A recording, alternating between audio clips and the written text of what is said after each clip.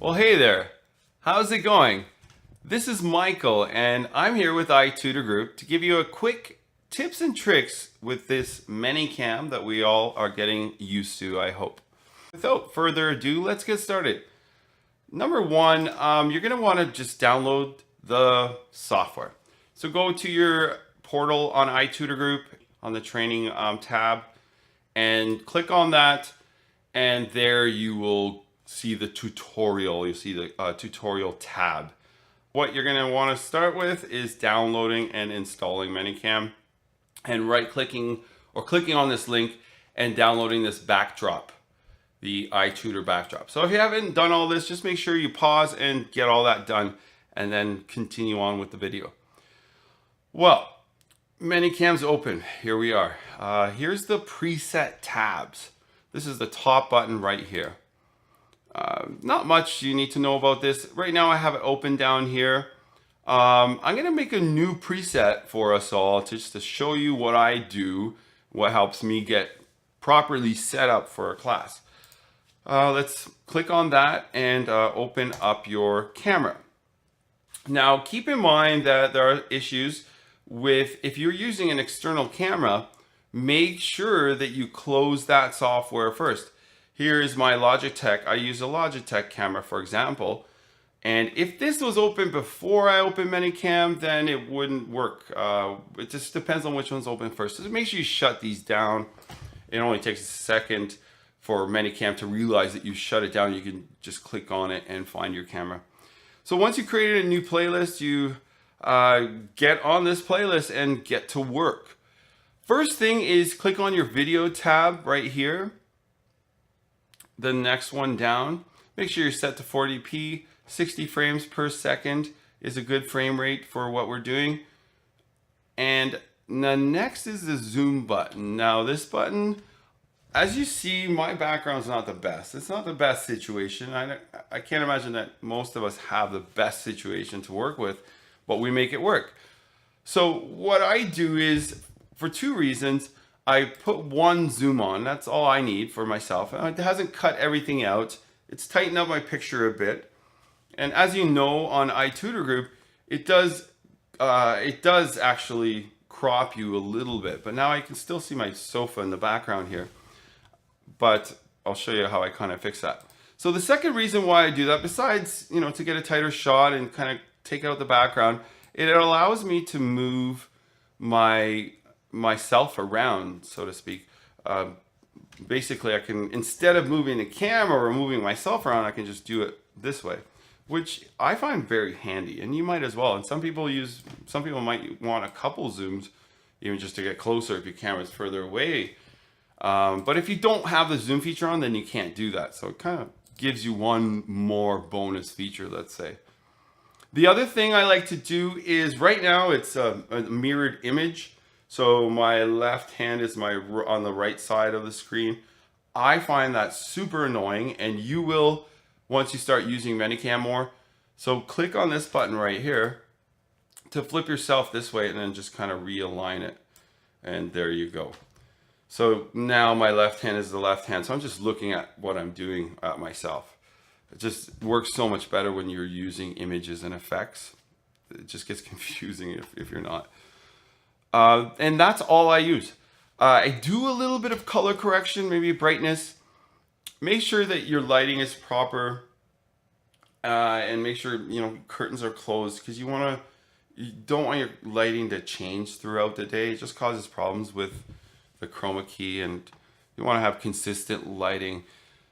But yeah, I don't play around with this too much. Just be careful that it doesn't have a zero value, so you don't know where zero is. When you start playing with it, that's it. You don't know where zero is unless you can eyeball it or use a ruler, I guess.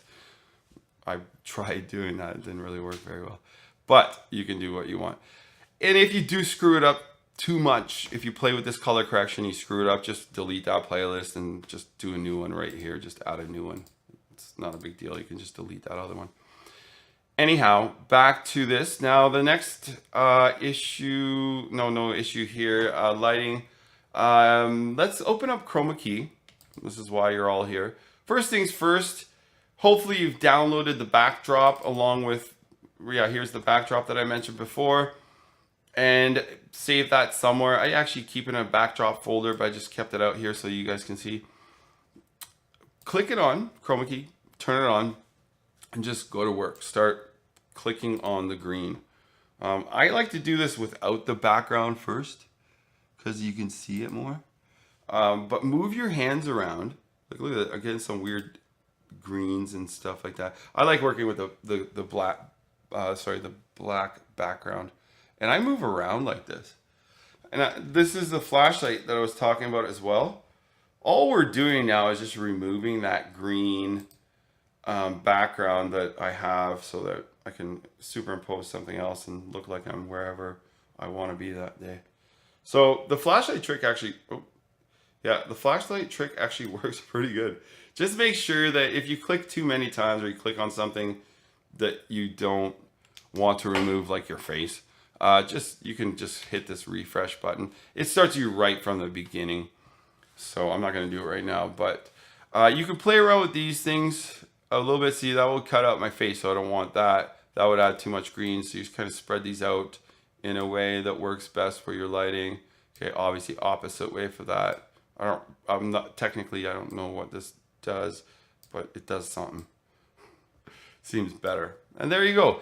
Next, click on your background. You want a custom background. I'm gonna go to my desktop here where I have this one saved and open up, and boom, there you are.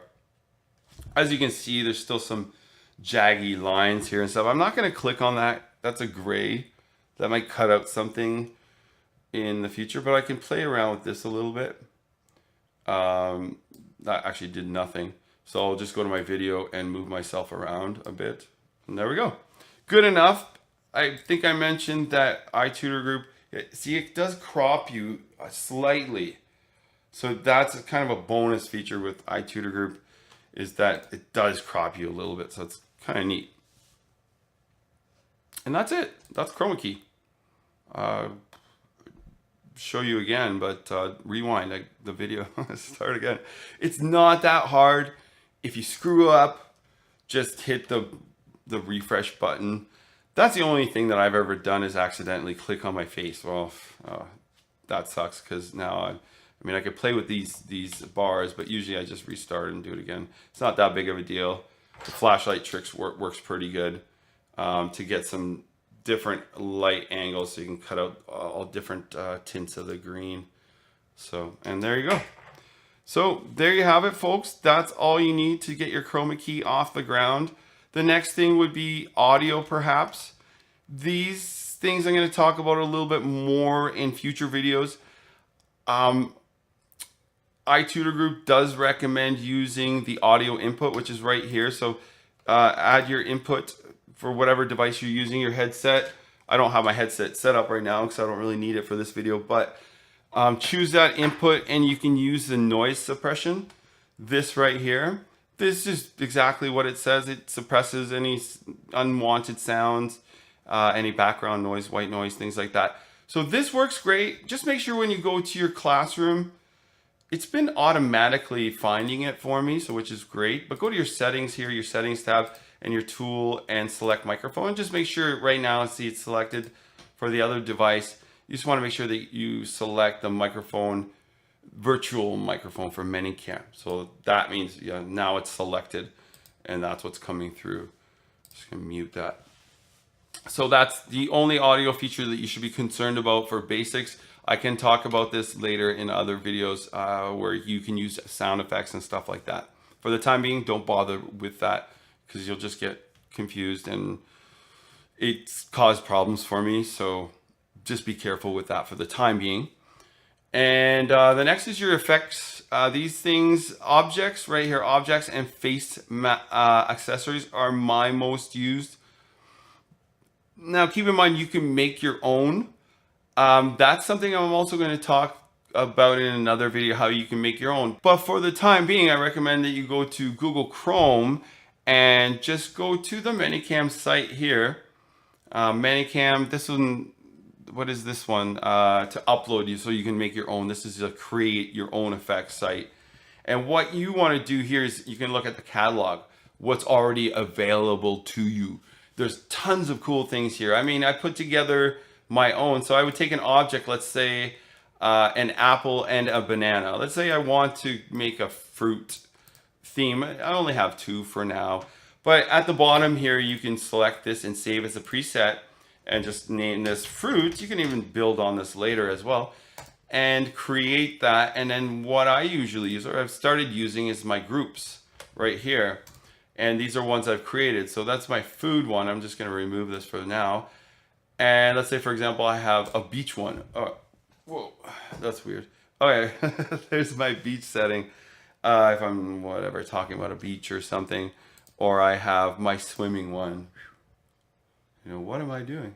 Or do you like? This is great when you're working with kids, adults too, for whatever reason. They love it. They get off on it. This one's great, is mom. What would your mother do? Kids love that, and so do adults. But make sure, yeah, you gotta be kind of, back. You gotta start it a little bit further back, so otherwise it's like too big. So you'll get used to that. Just play around with it in your free time. But download all that stuff. As you can see, there's that Afro wig I just showed you. So that's pretty much it that I want to show you for this video. Yeah, just to recap some known issues is Skype as well. If you have Skype open, it might be hijacking your camera. So ManyCam will not work if you have the two working together. And keep in mind, ManyCam doesn't work on Skype, so you can't even use it. Your camera won't work on Skype if ManyCam's open as well. So keep in mind, two softwares can't be running can't be running your camera at the same time. And that is for both Mac and PC. That trick with the flashlight, I think that's pretty cool. It does help. This is my main setting that I switched over to this one that I kind of normally use. And I don't know, it works for me. Give it a shot. You never know. Could help you out if you're dealing with some lighting issues. It could be a little trick. And just with the sound, everyone, just be careful. Using this over here, just be careful, because I've been having problems once I started using this. Adding sound effects like clapping effects or whatever. Using this though, the noise suppressor only, it didn't fail me. It was only when I started using this it started failing me. So that's just a known issue for the time being. Making your own props, go to this website, the ManyCam website, find some that you can make, and I recommend making those. If you go to your effects here, making those preset ones, and then they save under a group. When you make a new one, it just saves under the groups. And I use objects and face accessories to make those, so keep that in mind. And special situations, yeah, and that's pretty much it. So best of luck to all of you, and stay tuned for another video where I'll show you in details how you can actually make your own stuff work, make your own masks and own style things, and be creative, you know, in your free time. For now, have a great time with this stuff, and happy teaching with itutorGroup and Michael. Have a good one.